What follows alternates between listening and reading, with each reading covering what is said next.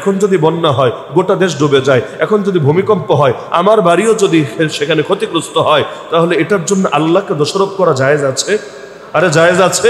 হ্যাঁ, আমি এই পার্থক্যটা দেখিয়ে দিলাম, যেটা প্রকৃতিগত কারণে হয় সেটার জন্য এটার বিরুদ্ধে নিন্দা করা না জায়েজ, হারাম। কারণ প্রকৃতিগত কারণে যত বড় মুসিবতে আসুক না কেন, সেটা নিন্দা করলে সেটা মূলত আল্লাহর নিন্দা হয়, সৃষ্টিকর্তা, নিয়ন্ত্রণকর্তা এবং পরিচালকের নিন্দা হয়। হ্যাঁ, যেখানে মানুষের অবদান থাকে, যেখানে মানুষ এটার পেছনে কলকাঠি নাড়ে, সেটার বিরুদ্ধে প্রতিবাদ করলে ঈমানের ক্ষতি হওয়ার তো প্রশ্নই আসে না। উল্টো সেটার বিরুদ্ধে প্রতিবাদ করাই ঈমানের দাবি, সেটার বিরুদ্ধে প্রতিবাদ করাই দেশপ্রেমের দাবি, সেটার বিরুদ্ধে প্রতিবাদ করাই নীতি, নৈতিকতা, যুক্তি এবং বিবেকের দাবি। এমনকি শুধু মৌখিক প্রতিবাদ না, যদি এমন হয় যে সেটার বিরুদ্ধে এমন অ্যাকশন নিচ্ছে যে অ্যাকশনের কারণে সে পিছিয়ে যেতে বাধ্য হবে, যে তুমি একদিক থেকে বাঁধ খুলে দিয়ে আমাদেরকে ভাসিয়ে দিবা, ঠিক আছে, আমরা আরেক দিকে চীনকে ডেকে আনবো যে তোমরা তিস্তা প্রকল্প গ্রহণে আগ্রহী ছিলা, ঠিক আছে বাবারা, তিস্তা প্রকল্প তোমরা নিয়ে নাও, এখানে তোমরা কাজ করো। এরপর দেখা যাবে দাদাবাবুদের এক একটা দিন কিভাবে কাটে, বড়ই টেনশনে পড়ে যাবে। আবার চিকেন নেক আছে, 7 সিস্টার্স আছে, কত কিছুই তো হচ্ছে। এগুলো নিয়ে কেউ যদি লিগ্যাল অ্যাকশনে যায়, জুলুম না, লিগ্যাল অ্যাকশনে যায়, সেটাকেও শরীয়ত কিছুতেই নিষিদ্ধ করে না। কারণ কোনো অঙ্গ যদি পচে যায়, সেটার চিকিৎসা করার নাম উদারতা, সেটার চিকিৎসা করার নাম নৃশংসতা না। আল্লাহ রসুল সাল্লাল্লাহু আলাইহি ওয়াসাল্লাম চিকিৎসা করেন নাই? আবু জাহেলের চিকিৎসা, আবু লাহাবের চিকিৎসা, মক্কার মুশরিকদের চিকিৎসা। আপনি একটা দৃষ্টিকোণ থেকে দেখেন, ডাকাতের হাতেও ছুরি থাকে, ডাক্তারের হাতেও ছুরি থাকে। ডাকাতের ছুরি হলো গজবের ছুরি, ডাক্তারের ছুরি হলো রহমতের ছুরি।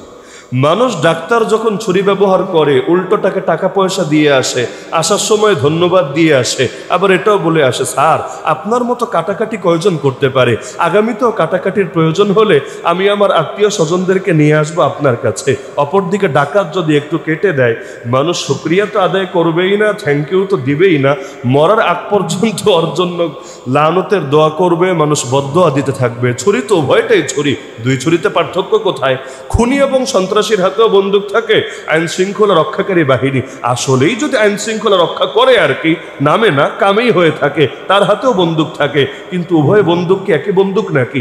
যে খুনি, যে সন্ত্রাসী, তার হাতের বন্দুক হলো গজবের বন্দুক, আর যে আইন শৃঙ্খলা রক্ষার কাজে নিয়োজিত, বাস্তবেই যদি সে কাজে নিয়োজিত থাকে, কারো দালালি আর পদলেহনের কাজে না, কোনো অন্যায় আর জুলুমের পক্ষে না, তাহলে সেটা হয়ে যায় রহমতের বন্দুক, রহমতের গুলি। তাহলে দুটোর মধ্যে তো মৌলিক পার্থক্য আছে। আবু জাহালের হাতেও দেখা যাচ্ছে তরবারি, মুহাম্মদুর রাসূলুল্লাহ সাল্লাল্লাহু আলাইহি ওয়াসাল্লামের হাতেও দেখা যাচ্ছে তরবারি, কিন্তু দুই তরবারি তো এক তরবারি না। আবু জাহালের তরবারি সন্ত্রাসের তরবারি, টেরোরিজমের তরবারি, উগ্রবাদের তরবারি, জঙ্গিবাদের তরবারি। আল্লাহর রাসূলের হাতের তরবারি জিহাদের তরবারি, রহমতের তরবারি। এই মৌলিক পার্থক্য তো করতেই হবে। এই মৌলিক পার্থক্য করা এটা কমন সেন্সেরই দাবি, যদিও অনেকে তালগোল পাকিয়ে ফেলে। নাস্তিকরা যখন ইসলামকে নিয়ে বদনাম করে, যেই কয়েকটা বিষয় সবার শীর্ষে হাইলাইট করে, এর মধ্যে অন্যতম হলো জিহাদ। আরে তোমাদের ইসলামে জিহাদ আছে? জিহাদ মানে তো সন্ত্রাস, জিহাদ মানে তো জঙ্গিবাদ। আরে কি বলতে চাচ্ছিস, ক্লিয়ার করে বল। জিহাদ মানে যদি সন্ত্রাস হয়, আল্লাহর রাসূল নিজে ২৭টা ময়দানে জিহাদ করেছেন, ৪৭টা ময়দানে জিহাদের বাহিনী পাঠিয়েছেন, তাহলে তুই কি বলতে চাচ্ছিস যে আল্লাহ রাসূল সাল্লাল্লাহু আলাইহি ওয়াসাল্লাম সন্ত্রাসী ছিলেন? নাউযুবিল্লাহ। এই কথা যে বলবে, আরে সে তো পৃথিবীতে বেঁচে থাকার অধিকারই হারিয়ে ফেলবে। আল্লাহ রাসূল সাল্লাল্লাহু আলাইহি ওয়াসাল্লাম তো এত মহান মনীষী ছিলেন, কারো চোখে যদি অন্ধত্বের চশমা না থাকে, সে যদি অমুসলিমও হয়, সেও স্বীকার করতে বাধ্য, তার মতো মহান ব্যক্তিত্ব হতে পারে না।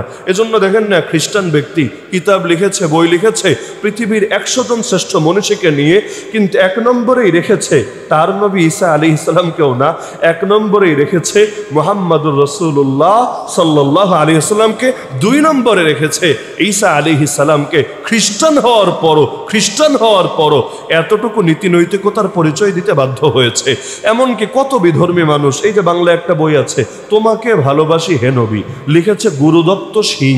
নাম শুনেই বুঝতে পারছেন কোন ধর্মের লোক, গুরুদত্ত সিং। আমি আমার জীবনে এমন মানুষ একজনও পাই নাই যে এই বইটা পড়ে কান্না করে নাই। এতটা আবেগ নিয়ে লিখেছে, পাথর দিল মানুষের অন্তরও। এটাতে প্রভাবিত হয়, ইমোশনে চলে আসে, নিজের আবেগকে কন্ট্রোল করতে পারে না। তো বাস্তবতা তো এটাই। তো নাস্তিকরা দেখা যায় তালগোল পাকিয়ে ফেলে। যদি জাতীয়তাবাদী লড়াই হয় বলবে এটা হলো মহান যুদ্ধ, আর যদি আল্লাহ রসুলের পবিত্র জিহাদ হয় বলবে এটা জঙ্গিবাদ, নাউযুবিল্লাহি মিন যালিক। অথচ আল্লাহ রসুল যে জিহাদ করেছেন সেটা ছিল মৌলিকভাবে পচে যাওয়া অঙ্গের চিকিৎসা। কারণ কোন অঙ্গ যদি পচে যায় সেটা চিকিৎসা না করা হয়, পচন ধীরে ধীরে ধীরে অন্যান্য জায়গায় ছড়িয়ে যায়। এজন্য ইসলাম কখনো মৃত্যুদণ্ডের বিধানও দেয়। ইসলাম মৃত্যুদণ্ডের বিধান দিয়েছে বলে ইসলাম আর শান্তির ধর্ম নাই, বিষয়টা এমন না, বরং শান্তির দাবি হলো এটা। যেমন সূরাতুল বাকারায় 2 নম্বর পারায় একটা আয়াত আছে, ওয়ালাকুম ফিল কিসাসি হায়াতু ইয়া উলিল আলবাব লাআল্লাকুম তাত্তাকুন। হে জ্ঞানীরা, তোমাদের জন্য কিসাসের মধ্যে রয়েছে জীবন। কিসাস মানে বুঝেন? হত্যার বদলে হত্যা, জানের বদলে জান, অঙ্গের বদলে অঙ্গ। এই যে সমতার যে শাস্তি বা দণ্ড, এটাকে কোরআনের ভাষায় বলে কিসাস। ইসলামের যে কয়েক রকম সাজা আছে এর মধ্যে 1 নম্বর সাজার প্রকারই হলো কিসাস। মানে একজন আরেকজনকে মেরে ফেলেছে, বিচারক রায় দিবে এবার তোমাকেও মরতে হবে, জানের বদলে জান, প্রাণের বদলে প্রাণ। একজন আরেকজনের দাঁত ভেঙে ফেলেছে, সাজা দেওয়া হবে, তুমি তার একটা দাঁত ভেঙেছে, এবার তোমার একটা দাঁত ভাঙা হবে, এই সমতার সাজা কায়েম করা হবে। তো এই কিসাসের মধ্যে দেখতে পাচ্ছি মরণ। আপনি একজনকে মারলেন, আপনাকেও মেরে ফেলছে, কিন্তু আল্লাহ বলে দিচ্ছেন কিসাসের মধ্যে রয়েছে তোমাদের জন্য জীবন। আপনি বলবেন হুজুর এটা তো অবাস্তব মনে হচ্ছে, কিসাসের মধ্যে তো জীবন দেখি না, কিসাসের মধ্যে তো মরণ দেখি, তাহলে আল্লাহর কথা মানবো নাকি বাস্তবতাকে মানবো? আমি বলবো বাস্তবতাকে মানবেন আল্লাহর কথার আলোকে। আল্লাহর কথার চাইতে বাস্তবতা বোঝার জন্য সুন্দর কোনো নীতি হতেই পারে না। কিসাসের মধ্যে জীবন কিভাবে? কারণ কিসাসের মধ্যে বাহ্যিকভাবে দেখা যায় এক লোকের মরণ, কিন্তু এক লোকের মরণ নিশ্চিত করার দ্বারা নিশ্চিত হয় সমগ্র মানুষের জীবন।